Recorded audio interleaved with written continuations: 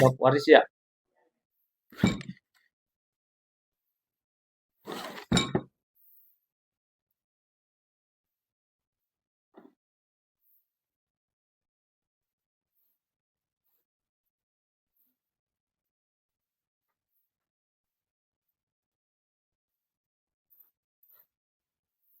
Bismillahirrahmanirrahim. Assalamualaikum warahmatullahi wabarakatuh.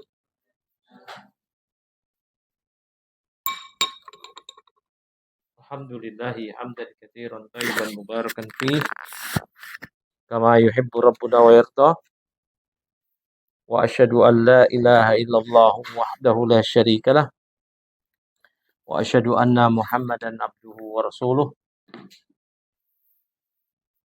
Allahumma salli wa sallim mubarik ala nabina wa sayyidina Muhammadin wa ala alihi wa sahbihi ajma'in amma ba'd. Ya, ibu-ibu semua, azanallahu iyyakum. Di hari ini, hari Ahad, kita masuk ke pertemuan perdana dari pembahasan yang baru, yaitu pembahasan Babul Faraid, yaitu mengenai ilmu waris. Namun sebelum kita masuk ke hadis-hadisnya, kita akan terangkan sedikit mukaddimah. Ya, mukaddimah dulu. Jangan langsung masuk. Karena waris ini terkait pembagian harta. Ya, dia tarikah peninggalan harta pusaka. Ya, maka Islam sangat menghargai apapun yang bermanfaat bagi manusia, terutama harta. Makanya ada namanya penjagaan harta. Ya, ada namanya dororiyat al-khams. 5 hal yang mesti dijaga, diprioritaskan. Ya, yang menjadi maqasid syariah, tujuan dasar dari syariat ini. Maka diantaranya selain hifdzuddin, ya, menjaga agama, hifdzun nafs, menjaga jiwa, bahkan ada namanya hifdzul mal, menjaga harta. Oleh karena itu orang yang terbunuh ketika membela atau mempertahankan hartanya, maka dia matinya mati syahid. Man qutila duna malihi fahuwa syahid.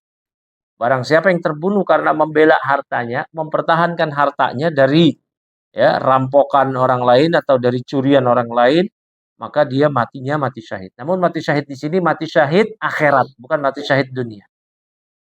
Ya, karena mati syahid itu ada 3 macam. Mati syahid dunia akhirat, mati syahid dunia saja, dan mati syahid akhirat saja. Kalau mati syahid yang pertama dunia akhirat, yang kedua mati syahid dunia, itu tidak dimandikan, tidak disolati. Kalau yang ketiga mati syahid akhirat tetap dimandikan dan disolati. Mati syahid dunia akhirat apa? Di dunia dihukumi mati syahid, di akhirat dapat pahala mati syahid. Ini orang yang terbunuh di medan perang. Ya, dan niatnya karena Allah. Dan niatnya karena Allah. Maka ketika dia mati tidak dimandikan, tidak disolati. Yang kedua, mati syahid dunia saja. Dia matinya di medan perang. Tapi bukan karena Allah, karena niat yang lain, iming-iming yang lain. Maka dia mati syahid dunia saja, tidak dimandikan, tidak disolati. Tapi di akhirat nggak dapat pahala mati syahid.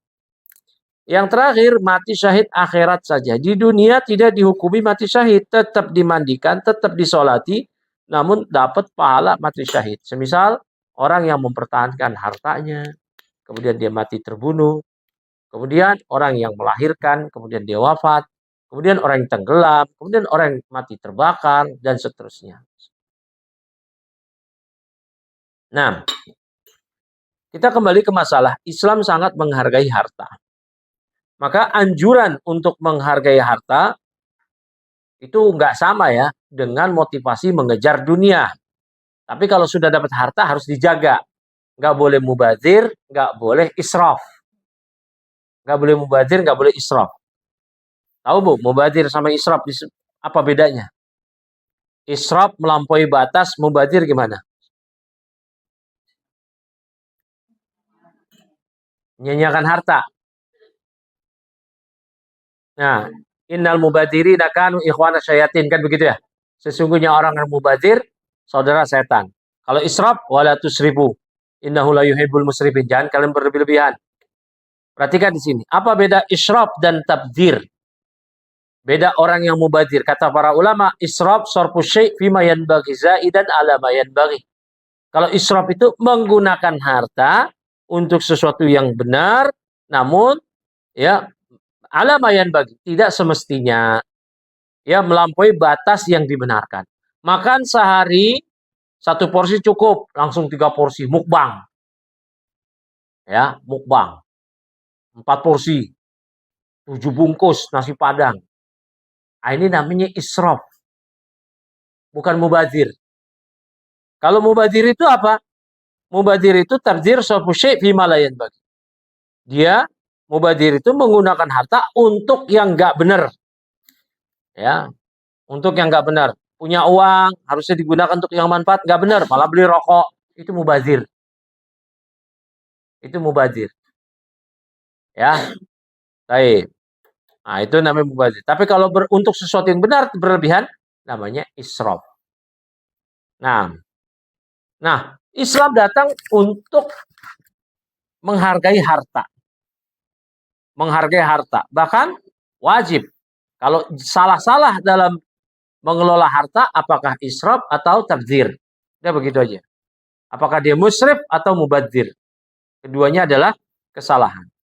Ya, maka harta dianggap dalam Islam itu sebagai suatu hal kebaikan. Makanya di Al-Qur'an nama harta itu khair. Apa itu khair? Harta. Kan kebaikan ya. Nah, itu disebut sebagai kebaikan.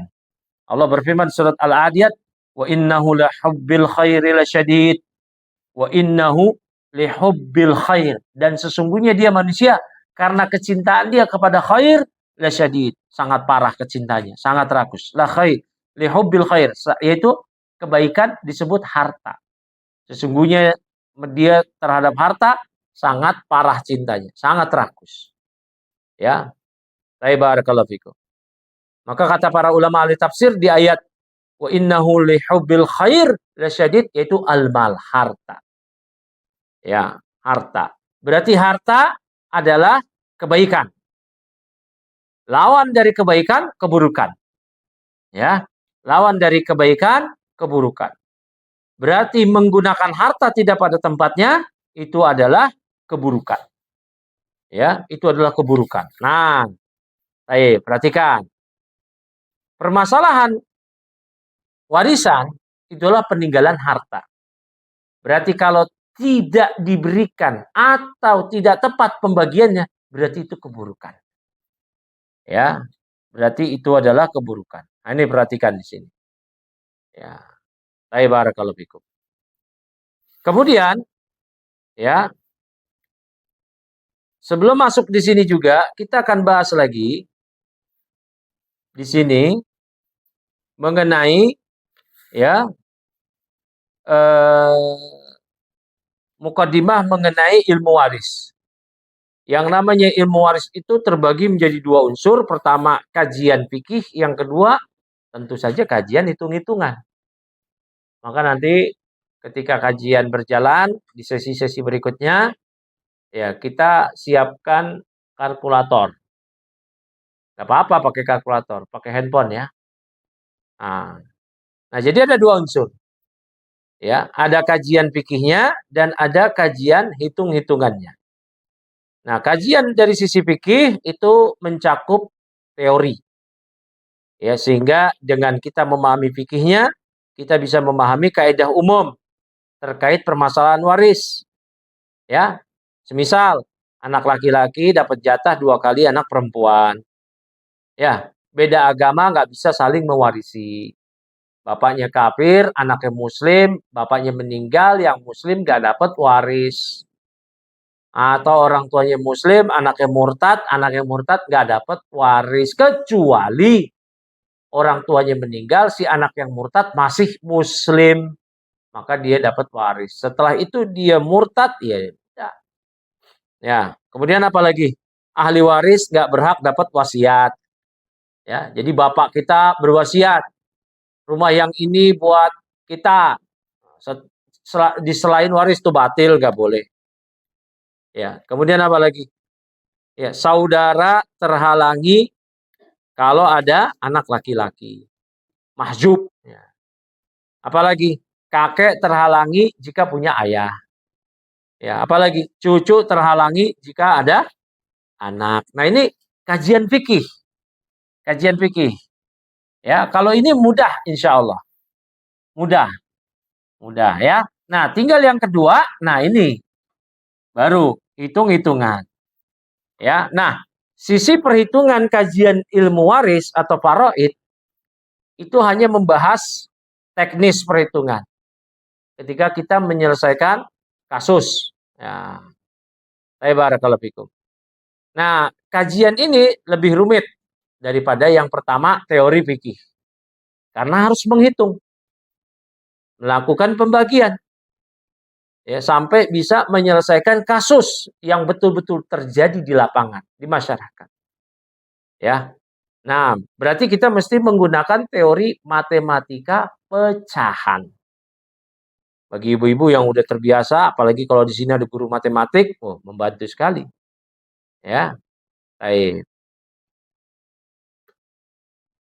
Nanti di perhitungan ya matematika pecahan ada namanya rumus FPB. Nah, itu kalau udah paham kayak gitu mudah. Nah, kemudian mengenai faraid, ilmu waris, ini ya ada dua kelompok segmen orang-orang yang belajar ilmu waris. Yang pertama masyarakat umum, yang kedua level santri atau ustadz. Nah, kalau masyarakat umum tidak dituntut paham detail.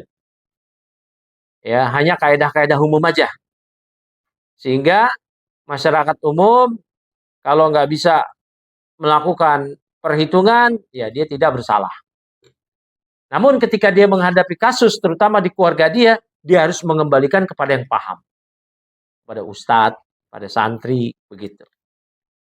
Nah, ini segmen yang pertama, objek dari siapa yang belajar. Ya, tapi walau demikian, ibu-ibu diharapkan belajar juga secara detail. Agar ibu-ibu juga paham.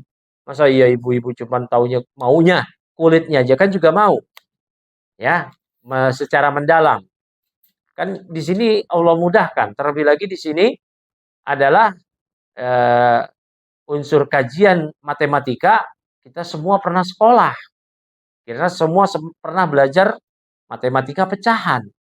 Sehingga tidak terlalu sulit, kecuali memang kita nggak pernah sekolah. Nggak pernah kenal tuh matematika pecahan. Pembagian-pembagian, berapa seperenam dari 100, berapa seperlapan dari 100.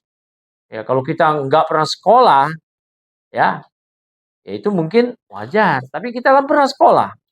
Ya, jadi kita bisa masuk ke objek yang kedua, penuntut ilmu. Yang ini berbeda dengan yang pertama, masyarakat awam.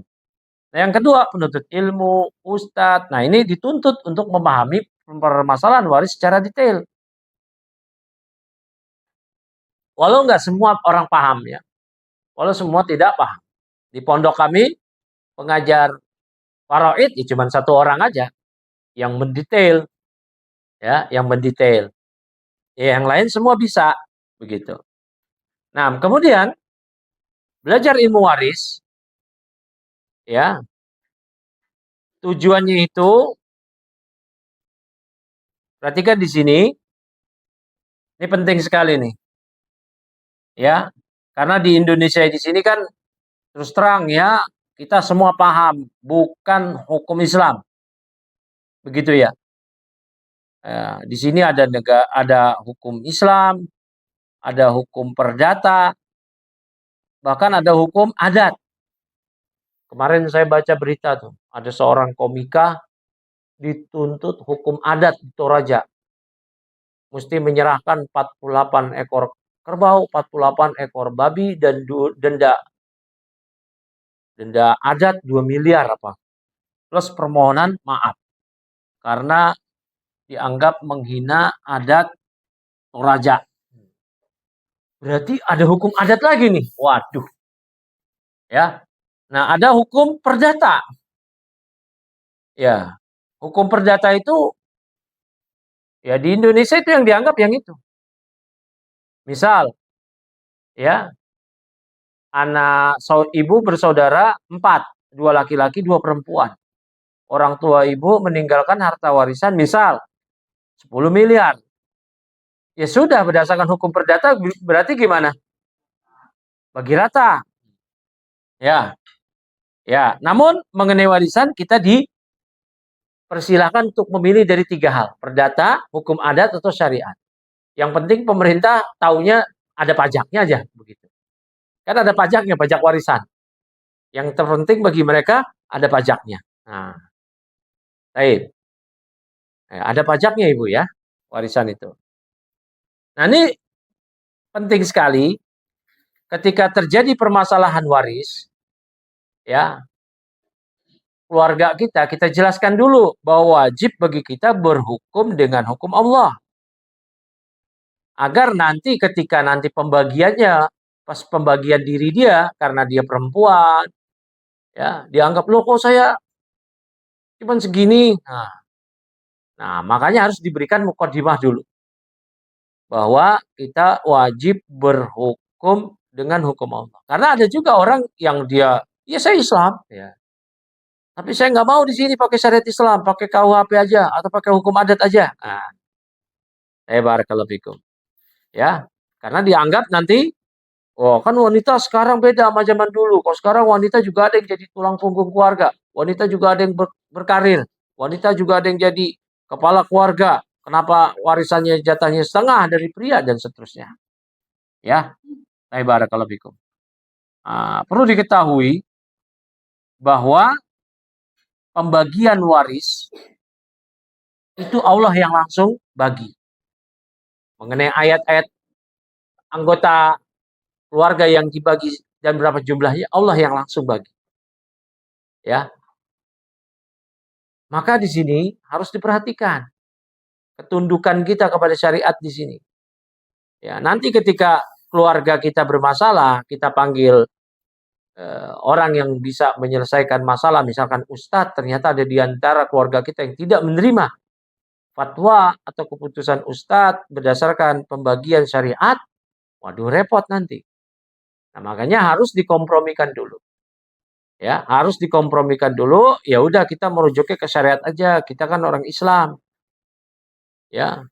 Allah Ta'ala berfirman, tilka hududullah, wa may yuti'illah wa rasulah yudkhilhu jannat tajri min tahtihal anhar khalidina fiha. Wa dzalikal fawzul 'adzim. Mengenai pembagian waris ini kata Allah, itulah hukum-hukum yang merupakan ketentuan Allah mengenai waris. Barang siapa yang taat pada Allah dan Rasul-Nya mengenai hukum waris ini, maka Allah akan memasukkan mereka ke surga yang mengalir sungai-sungai di bawahnya. Wadzalika al-fawzu al-'azimu. Yang demikian kemenangan yang besar. Wa may ya'sillah wa rasulah, tapi siapa yang tidak mau taat pada Allah dan Rasul-Nya dalam pembagian waris ini, wa yata'adda hududah, dan dia malah ya melanggar ketentuan-ketentuannya, yudkhilhu naran khalidan fiha walahu adzabum muhin. Maka Allah akan masukkan dia ke neraka, ya, dan bagi dia azab yang menghinakan. Berarti permasalahan pembagian waris permasalahan yang serius. Karena konsekuensinya nggak main-main. Surga kalau mau taat, neraka kalau mau tidak taat. Naudzubillah. Ya, naudzubillah. Maka orang ya yang melanggar ketentuan Allah, apalagi mengubah hukum-hukum yang Allah telah tetapkan, berarti dia dianggap melawan hukum Allah. Ya, karena dia tidak ridho dengan pembagian yang Allah telah putuskan. Maka dia dibalas dengan siksa dan ya azab yang menyakitkan dan menghinakan. Ya. Sekali lagi, pembagian waris Allah yang langsung bagikan. Bukan lagi Nabi, tapi Allah yang langsung bagikan. Pembagiannya. Ya, pembagiannya. Anak dapat berapa, anak laki, anak perempuan, suami, istri, bapak, ibu. Ya. Barakallahu fikum. Nah, berarti ya, kita harus lapang dadakan dulu menerima syariat. Begitu. Ya, kita cuap-cuap mengenai hukum waris, ternyata, wah, menurut saya nggak adil. Ya, ah, ya harus lapangkan dada dulu. Lagi pula kalau kita mau berselisih, kita kan pembagian waris berselisih nih. Terus mau dikembalikan kepada siapa? Ya nggak ada lain kecuali pada Allah, Rasul, Islam, syariat, udah gitu aja. Fa in tanaza'tum fi syai' faruddu ila Allah wa Rasul. In kuntum tu'minuna billahi wal yawmil akhir. Jika kalian berselisih dalam segala hal, perkara apapun, maka kembalikanlah kepada Allah dan Rasul. Kembalikanlah kepada Allah dan Rasul. Jika kalian, ya, in kuntum tu'minuna billahi wal yawmil akhir, jika kalian beriman kepada Allah dan hari akhir. Ya, dan hari akhir. Ya. Barakallahu fikum. Nah, kemudian di sini kita juga akan bahas mengenai keutamaan ilmu faraid ini. Ya, ilmu faraid atau ilmu waris ini. Maka kita harus memiliki motivasi. Kenapa kita mesti belajar ilmu waris ini? Ya, diantaranya Allah sendiri yang menjelaskan ilmu waris ini ada dalam Al-Quran. Ya, bahkan tadi dijanjikan oleh Allah siapa yang taat, Allah masukkan ke surga. Dan Allah sebutkan itu adalah kemenangan yang besar. Allah sebutkan beberapa aturan, ketetapan, ketentuan tentang pembagian harta waris. Sehingga mempelajari ilmu waris itu sama dengan berarti mempelajari keputusan ketetapan Allah. Barakallahu fikum. Ya, berarti nanti mengenai ayat-ayat warisan itu mesti diketahui dan terlebih lagi lebih bagus dihafal. Ya, dihafal. Nah, yang kedua, ya, apa motivasi kita mempelajari waris? Tadi janji surga, janji neraka. Janji surga bagi yang mengikuti hukum Allah. Janji neraka bagi yang nggak mau mengikutinya. Sehingga ini menjadi cambuk. Ya, ini menjadi cambuk bagi kita agar berhati-hati dalam masalah waris. Barakallahu fikum. Nah, berikutnya memang ada motivasi dari Nabi. Nabi sendiri yang memerintahkan sahabat yang paling bersemangat belajar, yaitu Abu Hurairah. Di antara sahabat yang paling semangat belajar, kata Nabi, ya Abu Hurairah, ta'allamu al-faraid, wa'allimuha. Wa Abu Hurairah, belajarlah. Pelajarilah ilmu waris, kemudian ajarin ke orang lain. Kalau dia bisa. Fa innahu nisful ilm. Karena yang namanya ilmu warisan adalah separohnya ilmu. Wahwa yunsa, wahwa awwalu syai'in yunza'u min ummati. Dan ilmu waris, ilmu faraid ini adalah ilmu yang paling cepat dilupakan. Dan ilmu yang pertama kali dicabut dari umatku. Jadi ilmu yang paling cepat dilupakan, ilmu warisan. Dan yang pertama kali dicabut dari umat Nabi adalah ilmu warisan. Maka dengan kita mempelajarinya, kita berupaya untuk terus melestarikan ilmu dari Allah ini.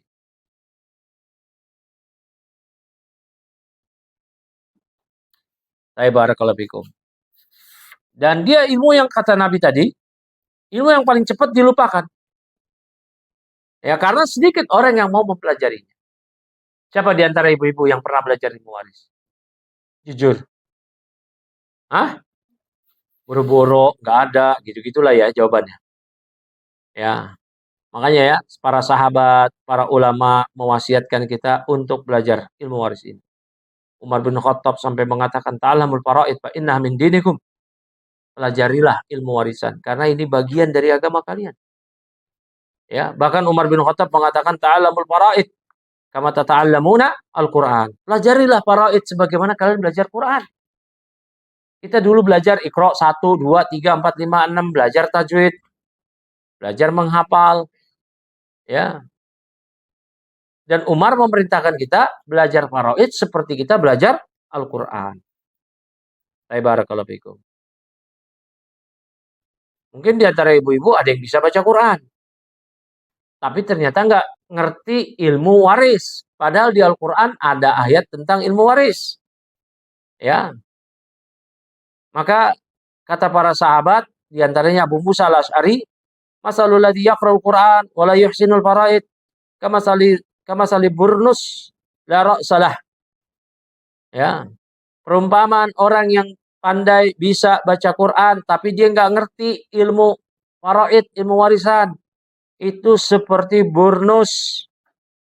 Burnus itu jaket yang menutup seseorang dari musim dingin, dari musim hujan, tapi nggak ada penutup kepalanya. Ya tetap kehujanan. Begitu. Ini pernyataan Abu Musa al-Ash'ari radhiyallahu ta'ala. Baik. Nah, kemudian kita masuk ke babul faraid. Babul faraid. Nah,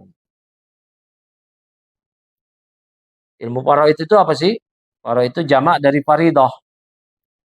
Ya, al-ilmun bi qismatil mawaris fiqhan.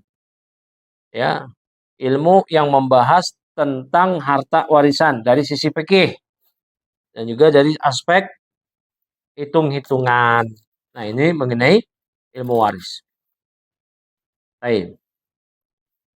Nah, kemudian kita masuk ke hadis yang pertama. Wa an Ibnu Abbasin. Dari Ibnu Abbas radhiyallahu taala anhu. Alhiqul faraid bi ahliha. Fama baqiya fahuwa li aula rajulin dzakarin. Muttafaq alaih. Ini Ibnu Hajar langsung membawakan hadis-hadisnya. Kata beliau dari Ibnu Abbas, ia mengatakan Rasulullah Shallallahu Alaihi Wasallam bersabda, ya, alhiku al faraid, berikanlah bagian harta warisan bi ahliha kepada yang berhaknya, ahlinya. Ya, fama abakia, maka yang masih ada sisa itu li aula rajulin zakarin, untuk diperuntukkan bagi laki-laki yang paling dekat. Bagi laki-laki yang paling dekat.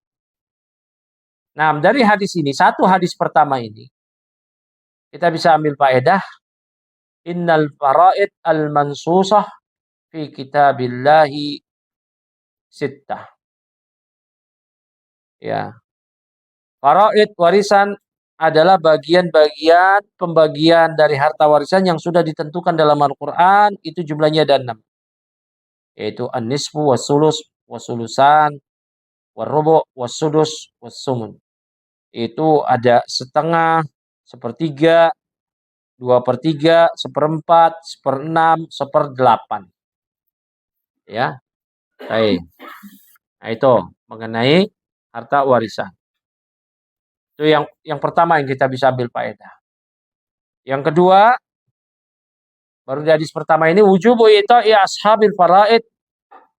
Ya, wajib memberikan, ya. Maka wajib memberikan kepada ahli-ahli waris yang memperoleh dengan ketentuan-ketentuan di Al-Qur'an. Ya, yang sudah ditentukan ketentuannya di Al-Qur'an. Ya, dia dapat berapa? Separuh, dia dapat berapa? 1/8, maka kita berikan. Ya, ayat-ayatnya banyak nanti. Ya, ayat-ayatnya mengenai faraid ini. Nah, di antara surat An-Nisa ayat 11, surat An-Nisa ayat 7, ya. An-Nisa ayat 12 gitu. Walikulli nisfu ma tarak azwajukum illam yakul lahun walad. Ya, dan bagi kalian suami-suami dapat separuh dari harta istri yang mati, istri kalian yang tidak memiliki anak. Ya, jadi seseorang punya istri, dia nggak punya anak dari istrinya, kemudian istrinya meninggal, dia dapat separuh dari harta istrinya. Bukan keseluruhan, tapi separuh. Ya, itu diantaranya. Barakallahu fikum. Kemudian, ya, mungkin di pertemuan-pertemuan berikutnya ya, nanti kita bawa kertas kalau bisa. Ibu-ibu bawa kertas kosong. Ya, kertas kosong. Sini ada papan tulis kayak nggak ada ya. Ya, nanti bawa kertas kosong aja deh ya. Bawa kertas buat oret-oret. Pakai kalkulator handphone aja nanti. Nanti kita bikin beberapa sampel kasus yang sering terjadi aja yang mudah-mudah. Kan ada handphone gampang pembagian-pembagiannya.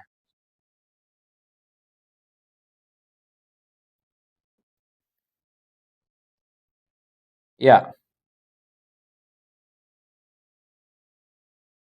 Nah, kemudian dari hadis pertama ini juga kita bisa ambil faedah ma baqiya minat tarika ba'da itaihi, ya, yaitu warisan yang masih tersisa setelah diberikan itu diberikan kepada asobah yang paling dekat hubungan darahnya. Ya, nanti ketentuannya. Baik, barakallahu fikum. Kemudian kita masuk ke hadis kedua. Hadis kedua, wa'an Usamah bin Zaid. Dari Usamah bin Zaid radhiyallahu anhu. Anna Nabi sallallahu alaihi wasallam qala, la yarisul muslim al-kafira wa la yarisul al-kafiru al-muslima. Ini diantara mukaddimah fikih waris yang mesti dipahami. Tidak ada saling mewarisi muslim dan kafir. Begitu juga sebaliknya. Nabi sabdakan, la yarisu al-muslim al-kafir. Seorang muslim tidak mewarisi harta orang kafir. Begitu juga sebaliknya. Orang kafir tidak mewarisi harta orang muslim.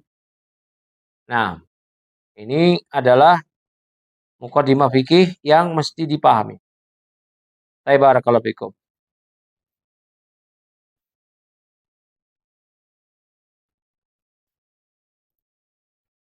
Kemudian wa'an Ibnu Mas'ud.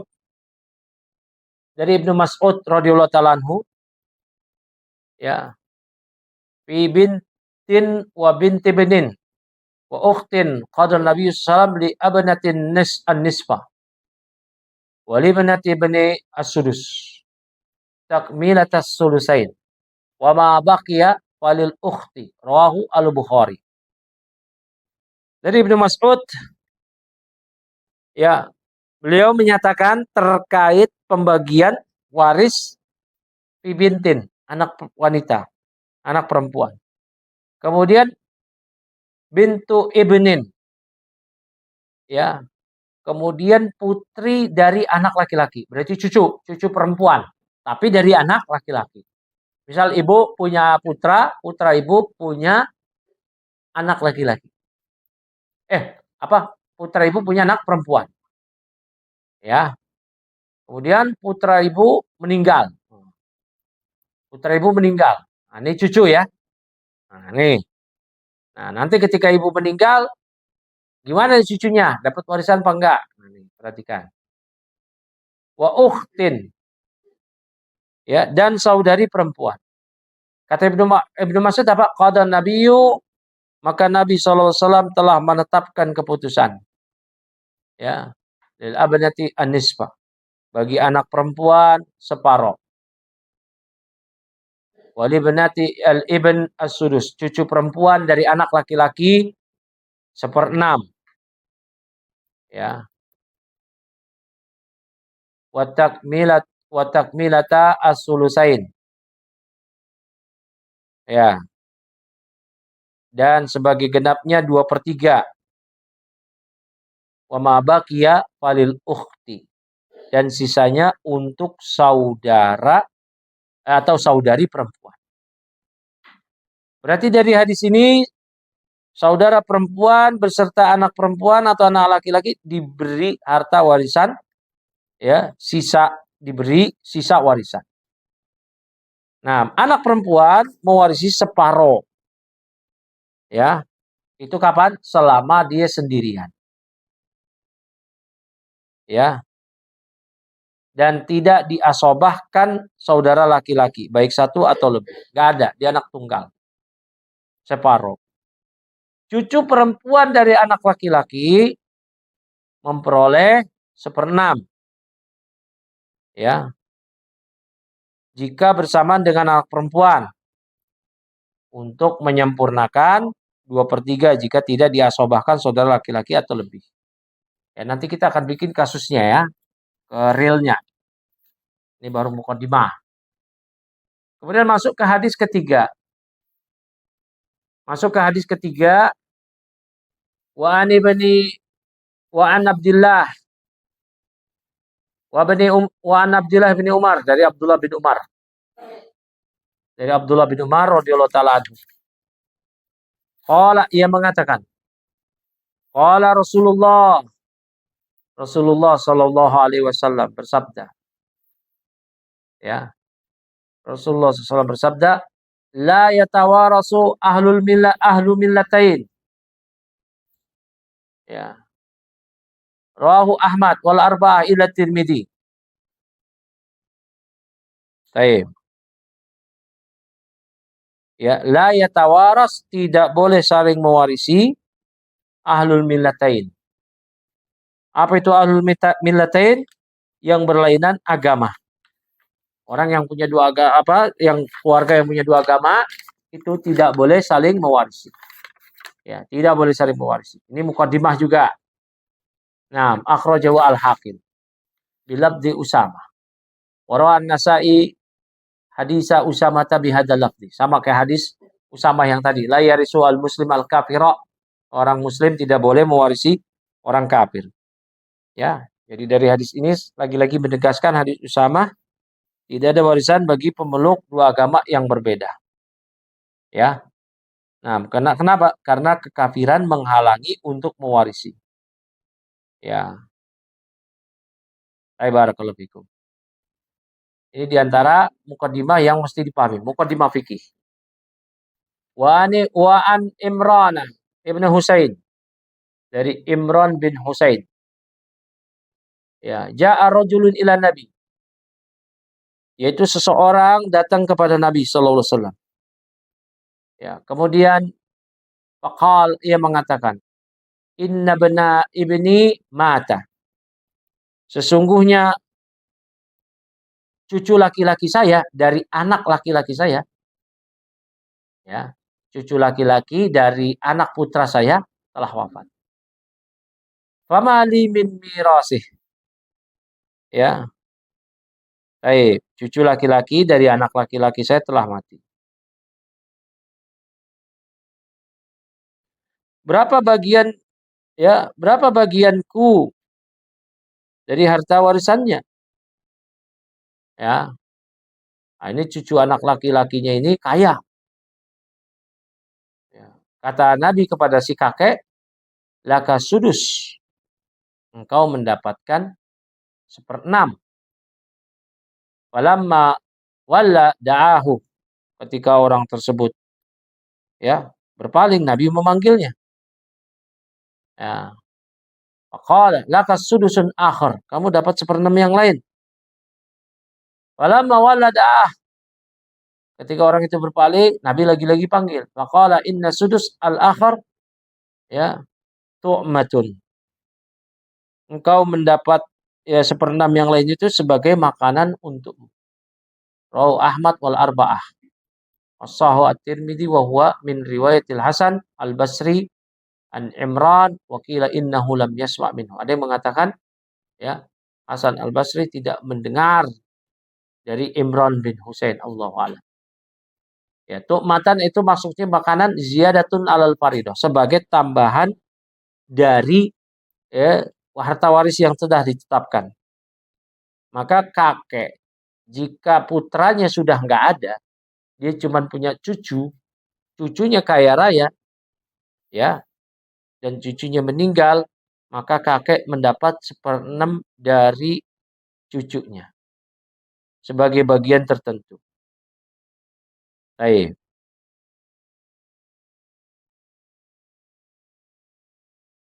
Nah, ini nanti kita akan bahas berarti. Ibu-ibu udah siap belum kalau sekarang diajak hitung-hitungan dulu nih?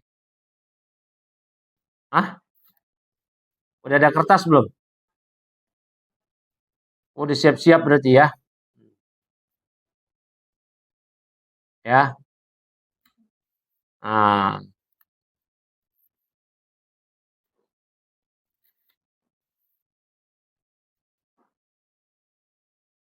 berarti kakek dapat berapa tadi? 1/6. Anak perempuan tunggal dapat berapa? Separoh. Suami yang meninggal gak punya anak dapat berapa? Separoh, setengah juga, anisfu. Nah, ini rumusan-rumusan dari fikih, ya, dari fikih. Nanti kita akan masuk juga permasalahan munasakhat, itu yang paling susah. Ya, itu yang paling susah, munasakhat. Barakallahu fik. Ya,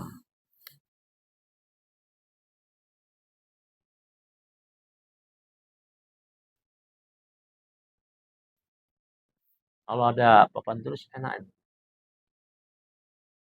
Kayaknya kalau waktu kemarin kajian yang di bawah ada papan tulis ya? Hah? Mungkin kali ya. Saya nulis di sini ibu-ibu ngelihat nggak apa-apa ya. Hmm.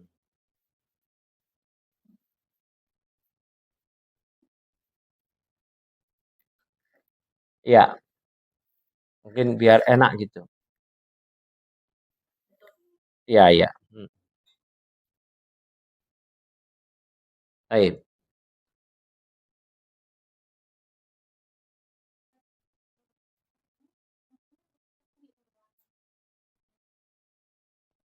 Iya, sebagai tambahan lagi. Sebagai tambahan lagi. Misal begini, ya.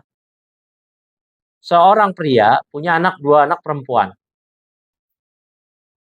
Dua anak perempuan, ya, dan dia punya kakek. Bapaknya nggak ada. Dua anak perempuan ini berarti berapa? Dua per tiga. Kakek berapa? Seperenam. Ya, baik. Kakek seperenam karena bagian ketentuannya demikian. Nah, ternyata asobah yang lain nggak ada nih, bapaknya ini. Maka kakek dapat seperenam yang lain sebagai asobah. Ya, sebagai tambahan lagi. Nah, itu maksudnya. Ibu-ibu paham nggak? Misalkan berapa seperenam dari 100%? Hah? Ntar saya ngomong seperlapan, seperenam. Nah, ya, paham ya? Nah, itu. Gimana, Bu? Betul, 100 bagi 6.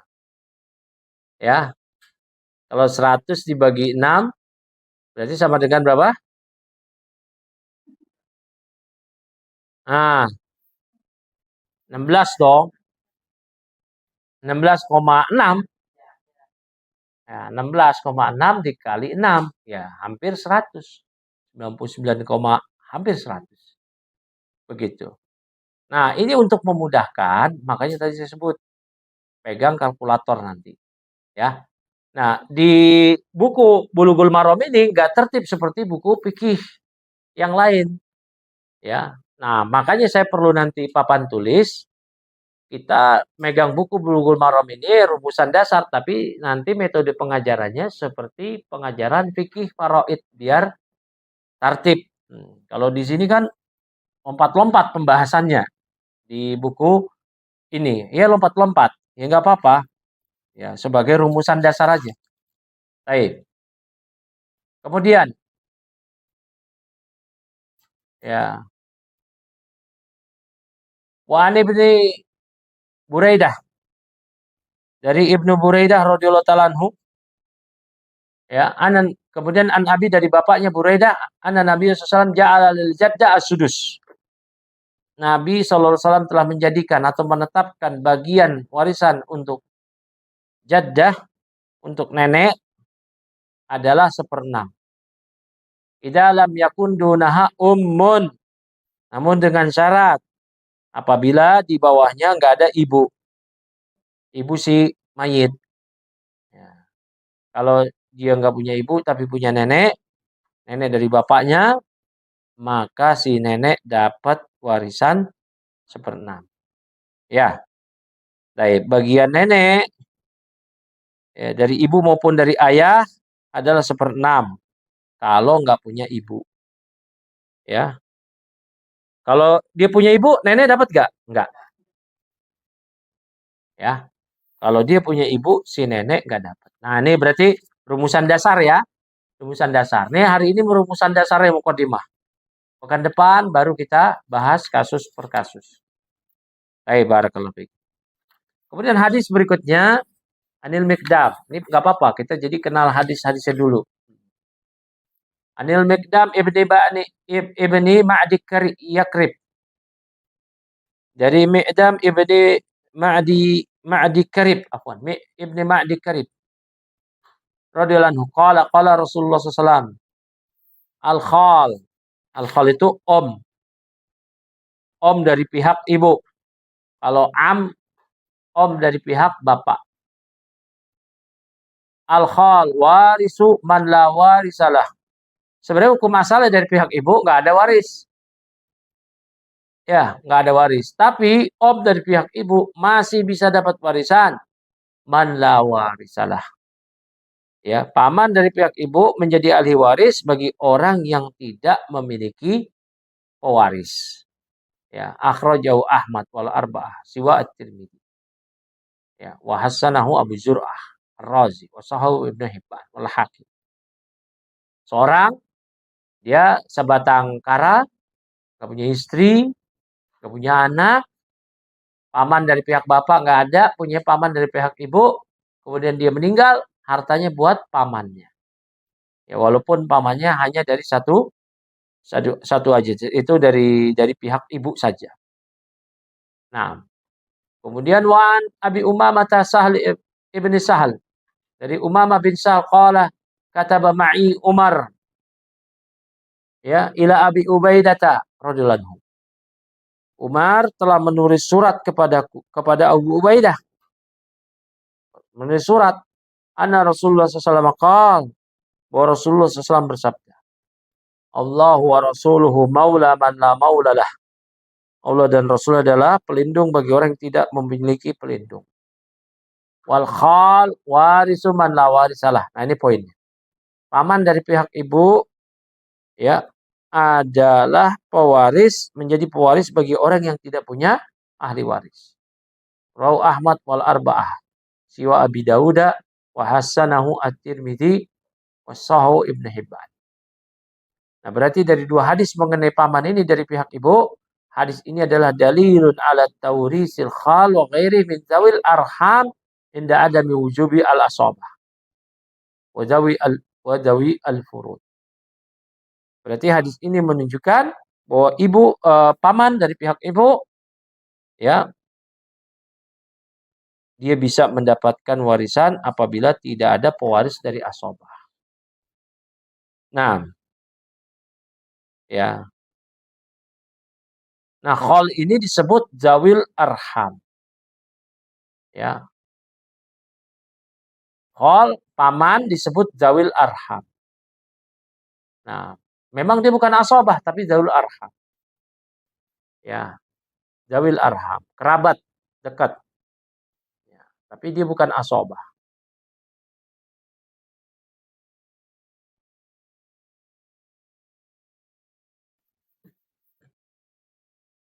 Kemudian saya dari tadi ngomong asobah gitu.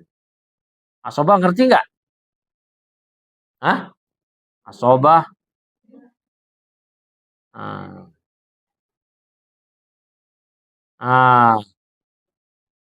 Berarti asobah itu apa? Ya, asobah dia adalah keluarga kerabat yang berhak menerima waris. Ya, setelah ashabul furud. Setelah ashabul furud, orang-orang yang dapat warisan. Setelah anak dapat, bla bla segala macam dapat. Nah, baik.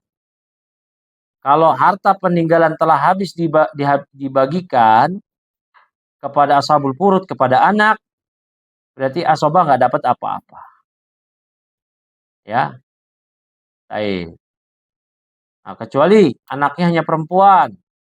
Nah, berarti dari pihak bapaknya nih, ya, dari pihak suami ini punya kerabat. Nah, kerabat itu namanya asobah. Ya, baik.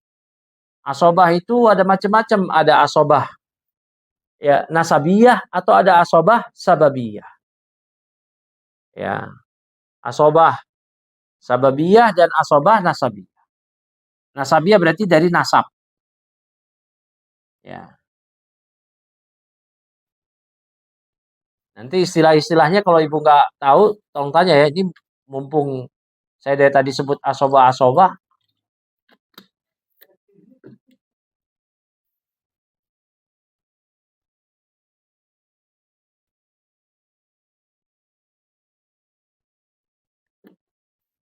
asoba nasabiyah dari nasab ya. Kalau sababiyah berarti sebab ya. Itu disebabkan apa? Memerdekakan budak. Misal ya, saya punya budak, kemudian saya merdekakan. Itu berarti budak maulah saya. Ya, baik. Nanti kalau si budak itu kaya raya setelah dia jadi orang merdeka, ya, maka saya sebagai mantan tuan dia itu punya hak ahli waris. Ya, asobah. Karena saya dulu adalah tuan dia. Ini kalau perbudakan ya. Perbudakan selama ada peperangan ya perbudakan. Nah, baik. Itu sedikit mengenai ya asobah. Kemudian lanjut lagi tadi apa? Mana hadisnya tadi? Hadis mana kita tadi ya?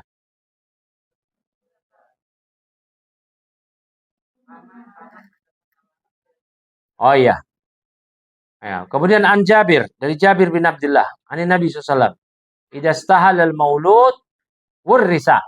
Rawahu Abu Daud wa Sahih Ibnu Hibban. Ya. Kemudian dari hadis Jabir bin Abdullah, ya, dari Jabir, apabila bayi yang lahir dia telah menangis, istahalla, istahala itu rafa'a sautah bil buka. Dia nangis kencang ketika melahirkan, ya. Wurrisa, maka dia diwarisi, dia menjadi ahli waris. Baik.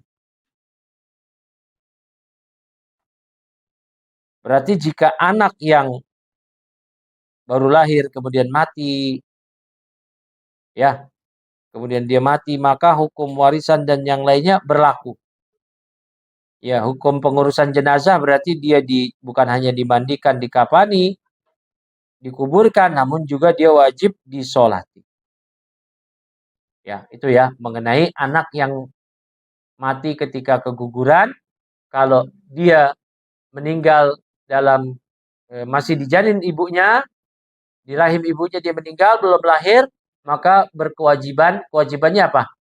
Kewajibannya itu bukan disolati. Tapi kalau sudah lahir, kewajibannya nambah satu lagi, wajib disolati. Kalau yang tadi hanya wajib ya dikafani, kemudian dimandikan dan dikuburkan. Ya, tapi kalau dia lahir mati menjerit, maka kewajiban tambah lagi, yaitu disolati. Nah, bukan cuma berkaitan dengan pengurusan jenazah, juga berkaitan dengan hukum waris. Ya, berkaitan dengan hukum waris. Barakallahu fiik. Ya. Kemudian Wan Amr bin Shu'aib an Abih an Jaddih. Dari Amr bin Shu'aib, dari bapaknya, dari kakeknya, ia mengatakan, qala Rasulullah laisa lil qatil minal miras syai'un. Pembunuh tidak mendapatkan bagian warisan sedikit pun dari orang yang dia bunuh. Anak bunuh bapaknya, ya. Keponakan bunuh pamannya. Maka orang yang membunuh tidak dapat warisan sedikit pun. Nah, barakallahu fikum. Ya, tidak dapat warisan sedikit pun. Secara mutlak. Gimana kalau membunuhnya nggak sengaja? Sama aja. Mau sengaja, nggak sengaja, itu sama. Itu menghalangi. Nah,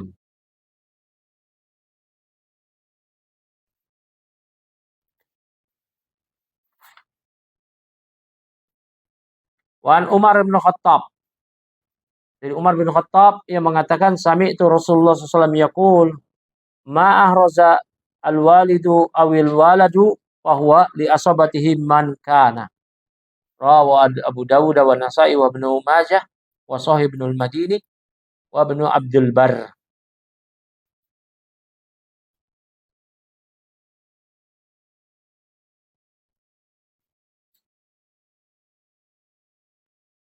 Yaitu disebutkan di sini dari Umar bin Khattab yang mengatakan saya mendengar Rasulullah SAW bersabda, Ma'ah razal walidu awil walad fahuwa li asabatihi man kana. Ya. Apa yang diperoleh oleh ayah atau anak itu untuk asobah. Siapa saja asobah tersebut. Dari hadis ini harta peninggalan ya wala tidak dapat diwarisi oleh ahli warisnya. Tapi dibagikan kepada asobah atau dari pemilik wala. Nah, itu tuan nih, tadi saya cerita budak kan. Saya punya hak wala. Kalau saya punya budak, kemudian saya bebasin budak saya. Kemudian budak saya jadi orang kaya raya, maka saya punya hak wala. Ya. Baik. Ya, maka harta peninggalan wala tidak dapat diwarisi oleh ahli waris. Jadi gini, ya. Saya punya budak. Ya. Budak saya itu kaya raya. Maka yang berhak mewarisi dari si budak selain asobahnya, ashabul furudnya juga saya. Saya punya hak wala. Ya.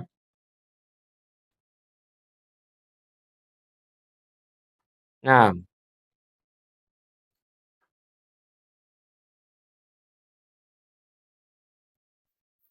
eh, sudah 8:30 lewat ya. Mungkin cukup ya. Mukadimah aja nih ya. Jangan merasa ibu-ibu oh kita udah belajar ilmu faraid. Belum. Baru mukadimah. Baru mukadimah. Nanti pembahasannya pekan depan mudah-mudahan sudah ada apa namanya? Papan tulis. Ya, papan tulis sehingga kita akan urai sedikit demi sedikit ya pembahasan mengenai ahli waris. Ya, tadi kita sudah kenalan sama ashabul furud, kemudian sama asobah, paman dari pihak ibu tadi disebut apa? Zawil arham. Apa itu zawil arham? Kerabat mayit yang bukan ahli waris. Ya, dia nggak memiliki jatah waris kayak paman dari pihak ibu.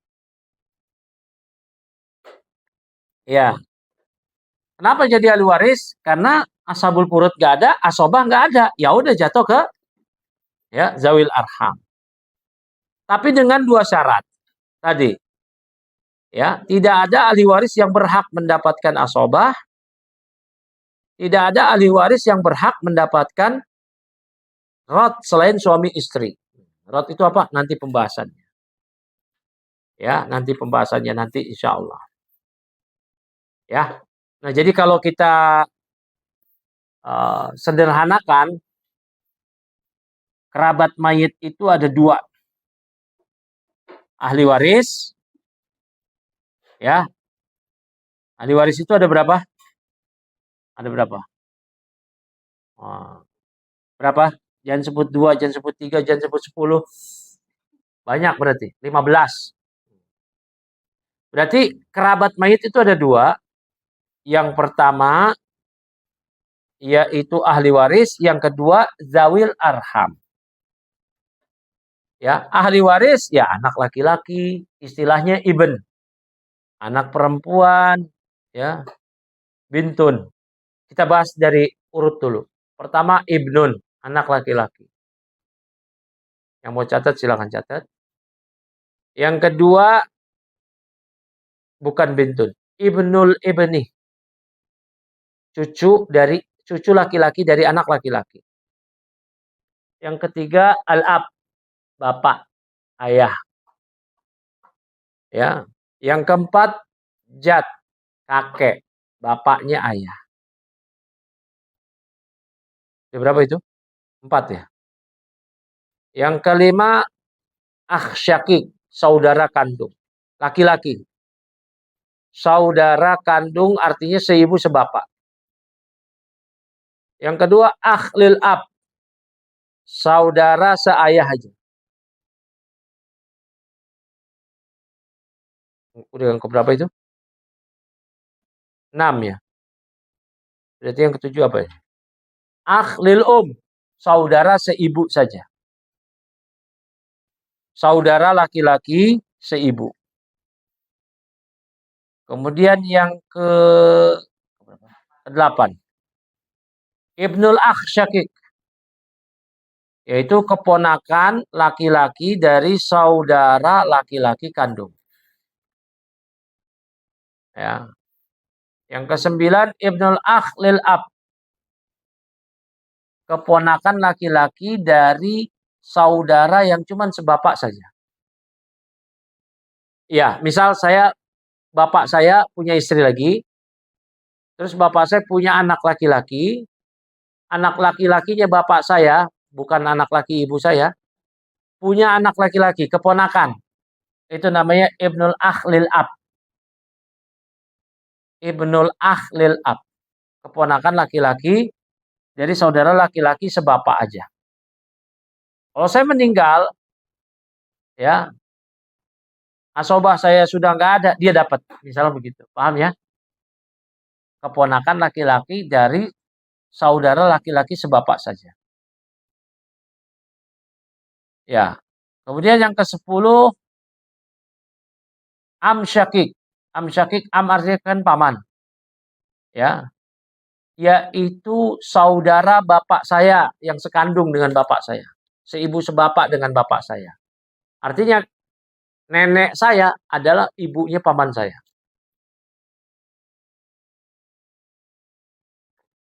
Kakek saya jelas bapaknya bapaknya paman saya. Bapaknya itu ya, paman saya. Ya. Yang keberapa? Amsyakik. Amsyakik itu paman tulen gitu. Paman yang memang saudara sekandung bapak. Paman tulen. Ya. Nanti ada yang bukan paman tulen tuh. Ada 2 lagi. Namanya amlil ab. Ya, yaitu paman yang cuman saudara sebapak dengan ayah saya. Misal, ya, saya punya paman, dia adik dari bapak saya yang kakek saya adalah ayah dari paman saya, tapi ibunya dia bukan nenek saya. Ya, ibunya dia bukan nenek saya. Karena kakek saya menikah lagi, punya anak laki-laki, nah itu dia.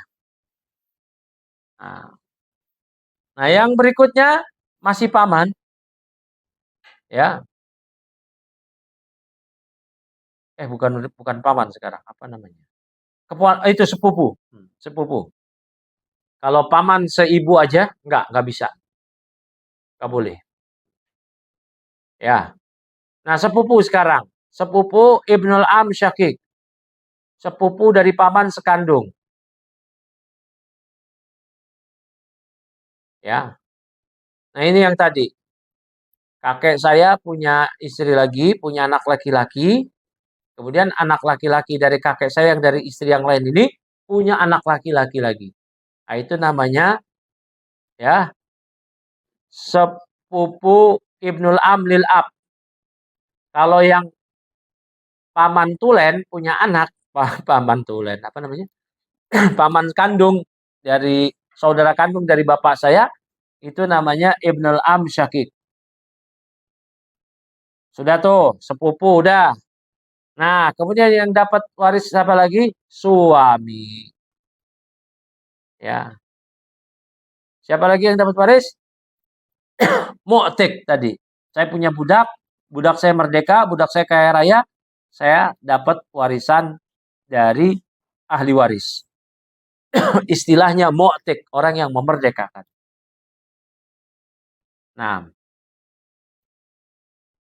Nah, itu ahli waris dari kalangan laki-laki. Kalau dari kalangan perempuan, ya anak perempuan. Apalagi? Cucu laki-laki dari anak laki-laki. Ibu, nenek. Nenek dari mana? Nenek dari ibu. Kemudian nenek dari bapak, saudari kandung, ya, baik kakak maupun adik. Kemudian hanya saudari sebapak, kemudian hanya saudari seibu, ya. Kemudian siapa lagi? Istri. Kemudian siapa lagi? Wanita yang membebaskan budak. Jadi ibu, nih ibu sendiri nih. Ibu-ibu punya budak. Kemudian ibu merdekakan budak ibu. Dia kaya raya. Dia mati. Nah, ibu dapat warisan. Namanya ibu mu'tiqah. Ya. Nah, kalau yang poligami, istrinya lebih dari satu, maka jatah istri dibagi sesuai jumlah. Ya. Baik, barakallahu fikum. Jatah istri berapa, Ibu? Wah, langsung cepet. Seperlapan udah diapalin. Kalau suaminya meninggal, seperlapan buat saya. Wah, kalau suami meninggal ya. Nah, langsung hafal. Ya. Nah, misal seorang istrinya 4. Nah,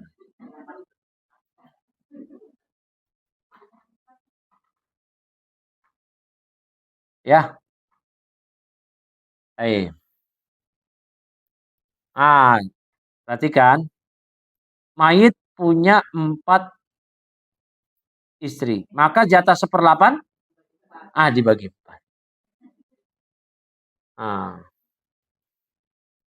ya. Mayit punya 4 istri. Terus gak punya anak. Ya. Gimana ini? Berarti jika mayit memiliki 4 istri dan tidak memiliki anak, berarti gimana? Masing-masing istri diberi berapa? 1/4. Ya. Berarti semua harta waris hanya untuk 4 istri. Ya. Barakallahu fiik.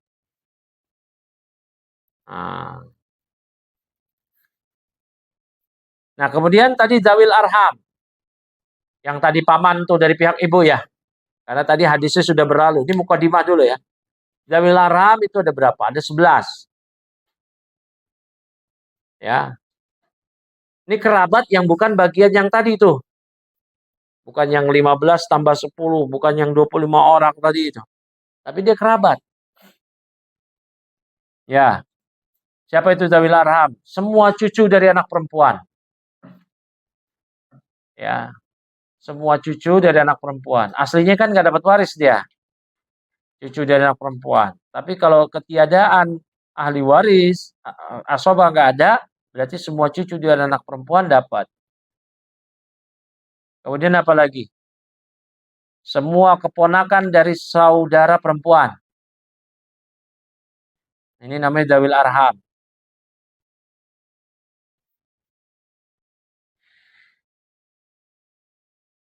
Kemudian apa lagi? Semua keponakan, kan tadi yang kedua tadi semua keponakan, laki-laki kayak dia, jadi saudara perempuan. Aslinya nggak dapat waris kan? Yang ketiga sekarang keponakan perempuan dari saudara sekandung, seibu sebapak, tapi dia perempuan. Ini saya punya abang, abang saya punya anak perempuan. Itu aslinya bukan asobah, tapi dia zawil arham. Ya, yang seibu sebapak. Kemudian keponakan laki-laki dari saudara seibu saja. Kemudian dia kan gak dapat waris, tapi zawil arham. Ya, kemudian apa lagi?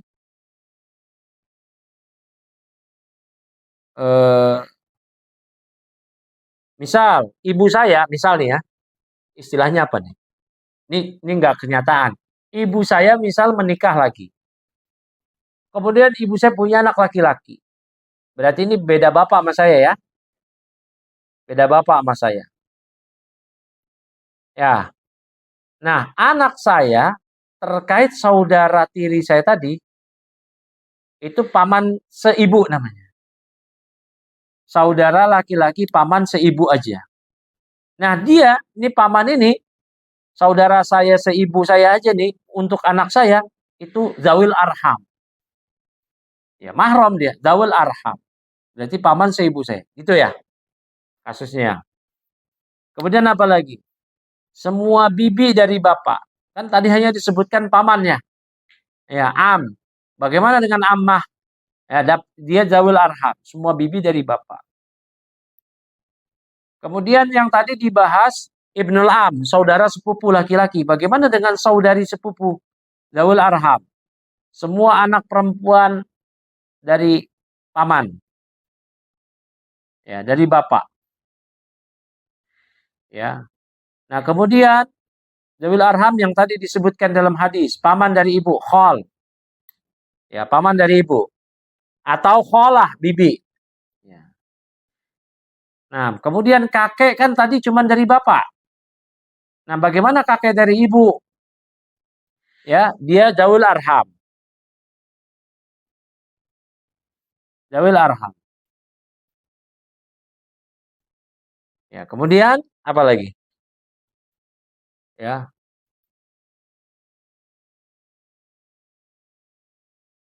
begini. Ibu saya punya bapak, kakek ya. Tapi kakek dari ibu. Kakek saya masih punya ibu.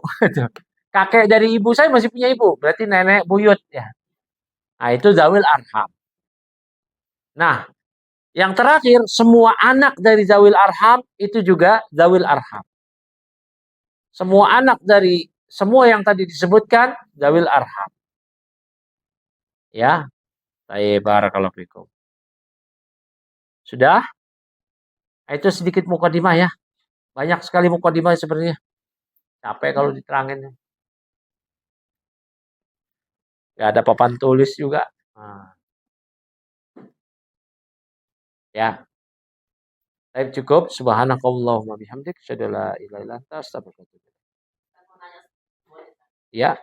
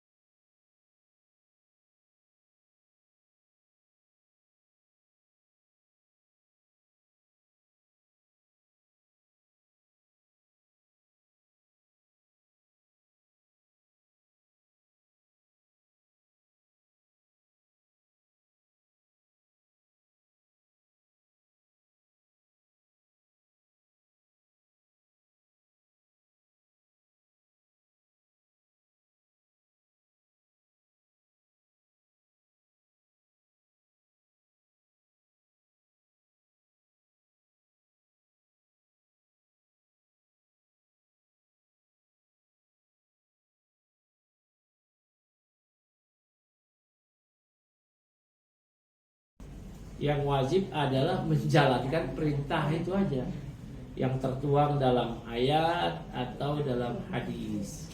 Ya, udah itu yang wajib kita jalani. Adapun mengetahui hikmah, kalau tahu hikmahnya maka kita jalani, kalau nggak tahu hikmahnya no way, tidak demikian. Ya, kita tidak demikian ya, bahwa kita ya udah ya hikmah apa, tahu hikmahnya atau tidak ya nggak apa-apa. Ya, sementara anak-anak pembagiannya besar-besar. Ya, kok istri demikian? Ya, Allah yang Maha mengetahui. Ya, bahwa ini telah diterangkan oleh para ulama ya. Ibu nanti punya anak ibu laki-laki. Ya, anak ibu perempuan. Mereka akan menjalani kehidupan yang biasanya lebih panjang daripada yang ibu akan hadapi. Ya. Ibu dan anak ibu tentu tuan ibu 20 tahun, 30 tahun. Berarti mereka yang paling membutuhkan terkait harta peninggalan bapak. Mereka yang paling membutuhkan. Ya. Maka ketika istri mendapatkan bagian yang bahkan lebih besar daripada pembagian anak yang lebih besar daripada dia, ya, itu dia harus tahu bahwa anaknya akan menjalani kehidupan yang panjang, yang sempit, yang mungkin bekal dari warisan yang ditinggalkan oleh suaminya untuknya itu cukup untuk anaknya menghadapi kehidupan. Ya. Nah, seorang ibu ya udah dia berbesar hati. Ya. Dia jalani aja, tilka hududullah, itu adalah ketetapan hukum Allah. Ya udah, dia jalani aja. Dia jalani tanpa ya ada keberatan dan seterusnya. Ya. Bahwa memang demikian ketetapan dari Allah. Dan gak ada yang ngatur mengenai warisan dan pembagiannya secara detail di agama manapun kecuali agama Islam. Ya, kecuali agama Islam. Agama yang lain gak ada. Agama yang lain betul-betul gak ada mereka itu. Gak ada sama sekali. Nah, tadi ya, anak-anak ibu butuh ya. Sekarang gini juga ibu ya. Misal nih ya, ada seorang suami meninggal, anak-anaknya masih kecil, anaknya dapat warisan, yang pegang warisannya siapa? Hah? Jangan bilang ibunya. Saya tanya ulang. Anak-anak suami, ini seorang ibu, seorang wanita punya anak kecil-kecil, suaminya meninggal, kemudian anak-anaknya dapat warisan ya. Yang megang harta warisan anak-anaknya siapa? Jangan jawab ibunya. Malah dijawab ibunya lagi. Keliru. Siapa?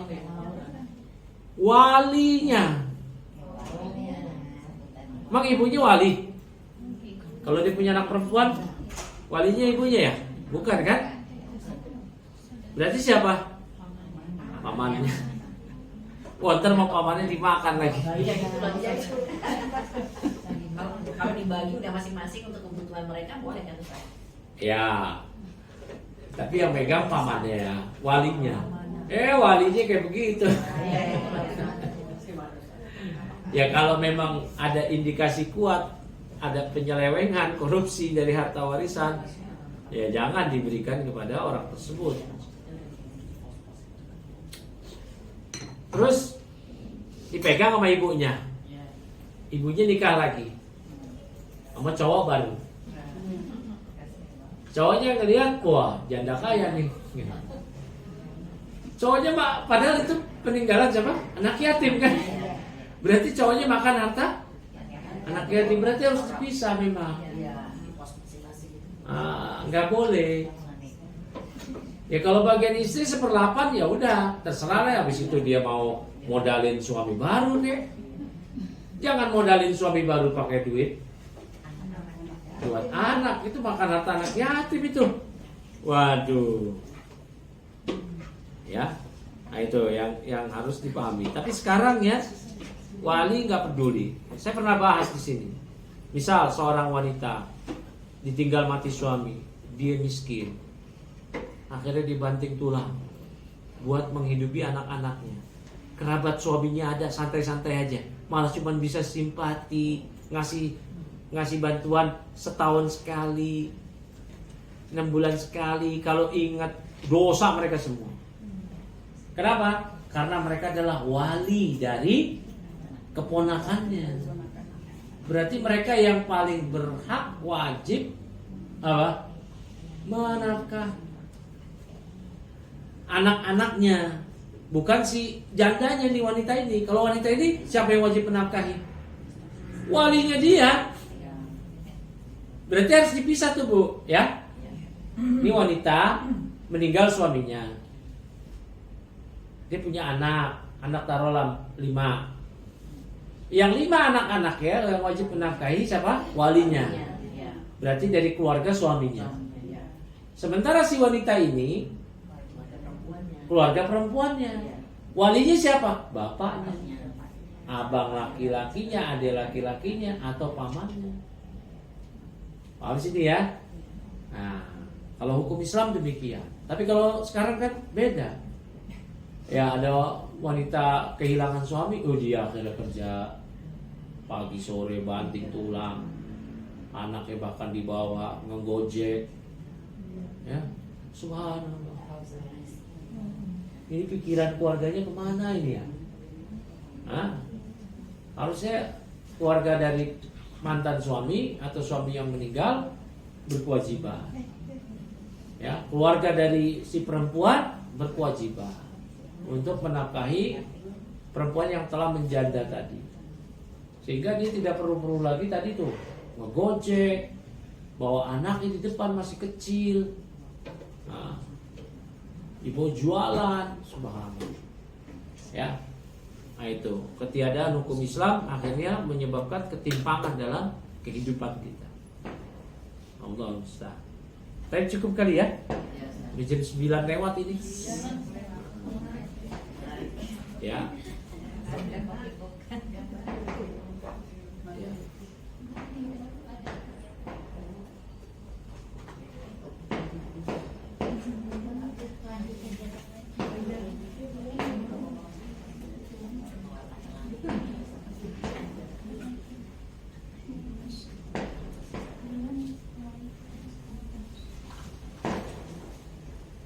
Jadi kita tutup belum?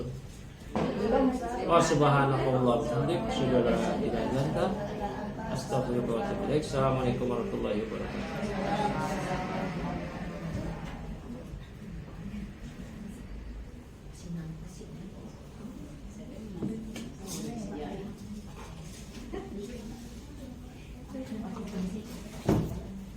Apa